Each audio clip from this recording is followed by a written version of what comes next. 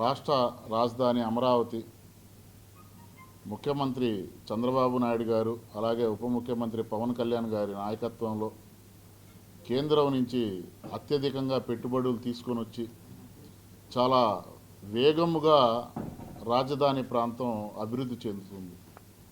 అది చూసి ఓర్వలేక వైసీపీ నాయకులు, పెయిడ్ ఆర్టిస్టులు అందరూ కూడా కూటమి ప్రభుత్వంపై ఏడుస్తూ కులాల మధ్య, మతాల మధ్య, ప్రాంతాల మధ్య విద్వేషాలు సృష్టిస్తూ ఈరోజు వాళ్ళు చేస్తున్నటువంటి తీరు మనందరం కూడా అన్ని ఛానల్స్లో అలాగే అన్ని మీడియా దాని విధానంలో కూడా మనం చూస్తూనే ఉన్నాం.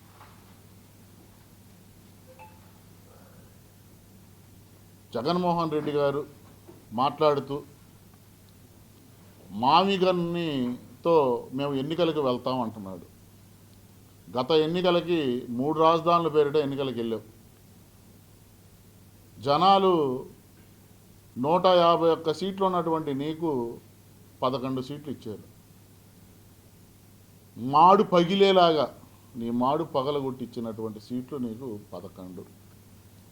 నీ మతి స్థిమితం కోల్పోయి నువ్వు పిచ్చాసుపత్రిలో చూయించుకునే విధంగా ఉంటే నీ మాత్రల డోసు పెంచుకున్నా ఇంకా నీకు బుద్ధి రాల. ఇప్పుడు మళ్ళీ మావిగన్ అని ఎలక్షన్లకు వెళ్తానంటున్నావు. ఈసారి నువ్వు మావిగన్ అని ఎన్నికలకు వెళ్తే నీకు వచ్చే సీటు 1.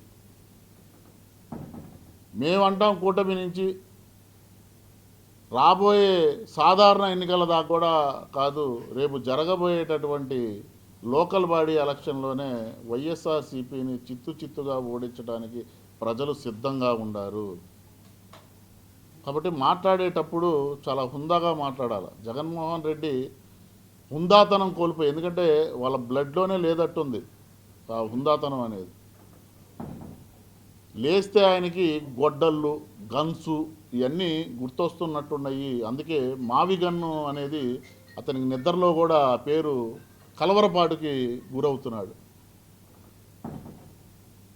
మహిళల పట్ల గౌరవం లేదు.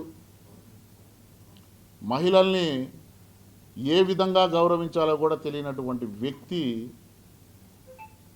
జగన్మోహన్ రెడ్డి. సొంత కన్న తల్లిని ఇంటి నుంచి బయటికి గంటేసినటువంటి ఘనత జగన్మోహన్ రెడ్డి. అలాగే సొంత చెల్లెలైనటువంటి షర్మిలాని ఆస్తిలో వాటా ఇవ్వకుండా ఈరోజు బయటికి నెట్టేసినటువంటి విధానాన్ని ఆంధ్ర రాష్ట్ర ప్రజలందరూ కూడా చూశారు. ఈయన నాయకులు, వైఎస్ఆర్సీపీ నాయకుల చేత ఇతర వ్యక్తుల కుటుంబాల్లో ఉన్నటువంటి మహిళలని కించపరుస్తూ మాట్లాడటం, ఒక సైకో ఆనందాన్ని ఈయన ఆనందిస్తాం. ఈయన ఈరోజు మాట్లాడతాడు. గతంలో నారా చంద్రబాబు నాయుడు గారు ప్రతిపక్ష నేతగా ఉన్నప్పుడు నిండు శాసనసభలో ఆ రోజు వైఎస్ఆర్సీపీ శాసనసభ్యులు ముఖ్యమంత్రి నారా చంద్రబాబు నాయుడు గారి సతీమణైనటువంటి భువనేశ్వరి గారిని అవహేళన చేస్తూ మాట్లాడితే పైశాచికంగా ఒక సైకోలాగా నవ్వుకున్నావే, నువ్వా మాట్లాడేది అని మేము జగన్ని సూటిగా అడుగుతున్నాం. రూల్ ఆఫ్ లా అంటాడు. విశాఖపట్నంలో డాక్టర్ సుధాకర్ని మీరు చిత్రహింసలు, కరోనాకి వసతులు లేవు అని అడిగినందుకు చిత్రహింసలు చేసి అతను మానవ శోభకు గురై ఆత్మహత్య చేసుకున్నప్పుడు ఈ రూల్ ఆఫ్ లా ఏమైంది? నీ ప్రియ శిష్యుడు ఎమ్మెల్సీ అనంతబాబు, అతను కారు డ్రైవర్ సుబ్రహ్మణ్యాన్ని హత్య చేసినప్పుడు నీకు రూల్ ఆఫ్ లా ఏమైంది? అలాగే శ్రీకాంత్ చేతిలో చనిపోయినటువంటి వాలంటరీ కుటుంబాన్ని ఎందుకు పరామర్శించలేదంటే, ఆయన మాజీ మంత్రి అమలాపురం, ఆయన కుమారుడి చేతిలో ఒక వాలంటరీ చచ్చిపోతే ఆ కుటుంబాన్ని కూడా పరామర్శించినటువంటి దాఖలు లేవు. అప్పుడు ఏమైంది రూల్ ఆఫ్ లా అని మేము అడుగుతున్నాం. ఏ రోజైనా వాళ్ళ అక్కకి, ఒక ఆడబిడ్డకి అన్యాయం జరిగింది, మా అక్కని ఎందుకు మీరు అల్లరి చేశారని గోల చేస్తే వైఎస్ఆర్సీపీ కార్యకర్త మన పక్కన ఉన్నటువంటి బాపట్ల జిల్లాలో పెట్రోల్ పోసి తగిలబెట్టినటువంటి ఘటనలు చూసాం. వాళ్ళందరూ వైఎస్ఆర్సీపీ నాయకులు కాదా అని అడుగుతున్నాం. ఈరోజు రూల్ ఆఫ్ లా గుర్తొచ్చిందా జగన్మోహన్ రెడ్డి? కూటమి ప్రభుత్వం రూల్ ఆఫ్ లా కరెక్ట్గా చేస్తుంది కాబట్టి సిఐ నాగరాజుని కానిస్టేబుల్ని మేము అరెస్టు చేయటం జరిగింది. నువ్వు మాట్లాడుతుంటే చాలా హాస్యాస్పదంగా ఉంది రూల్ ఆఫ్ లా గురించి. ఈ రోజుకి కూడా జగన్మోహన్ రెడ్డి ఎవరిళ్ళకెళ్ళి పరామర్శించారంటే ఒక గంజాయి కొట్టేవాళ్ళను, ఒక రౌడీ షీటర్లను, ఇలాంటి వాళ్ళని ప్రోత్సహించాడు తప్పితే ఏ రోజు కూడా మానవీయత కోణంలో ప్రజల దగ్గరికి వెళ్ళి పరామర్శించినటువంటి దాఖలు. ఎక్కడ చూసినా శవాల డప్పులతో ఆనందపడే సైకోట్ అటువంటి వ్యక్తి ఈ జగన్మోహన్ రెడ్డి. ఇతను కూటమి ప్రభుత్వం గురించి మాట్లాడతాడు. మాట్లాడేటప్పుడు ఒళ్ళు దగ్గర పెట్టుకొని మాట్లాడాల.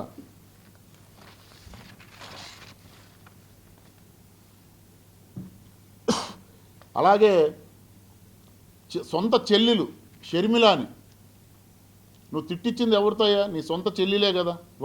ఒక తల్లి గడుపులో పుట్టినటువంటి మీరు నీ పార్టీ నాయకులతోనే కాకుండా నీ పార్టీ సోషల్ మీడియాలోనే రాని మాటలు ఆడబిడ్డను అనిపించి నువ్వు ఆనందం పొందావే. నువ్వు ఎలా మాట్లాడతావు రూల్ ఆఫ్ లా గురించి అని చెప్తున్నావు. నీ బాబాయ్ గొడ్డలి పొడితో చంపినప్పుడు ఏమైంది ఆ రూల్ ఆఫ్ లా? ఈ రాష్ట్రానికి పట్టినటువంటి దరిద్రం, ఈ రాష్ట్రానికి పట్టినటువంటి శని ఎవరంటే వైఎస్ఆర్సీపీ నాయకులు. ప్రజలందరూ కూడా గమనిస్తున్నారు.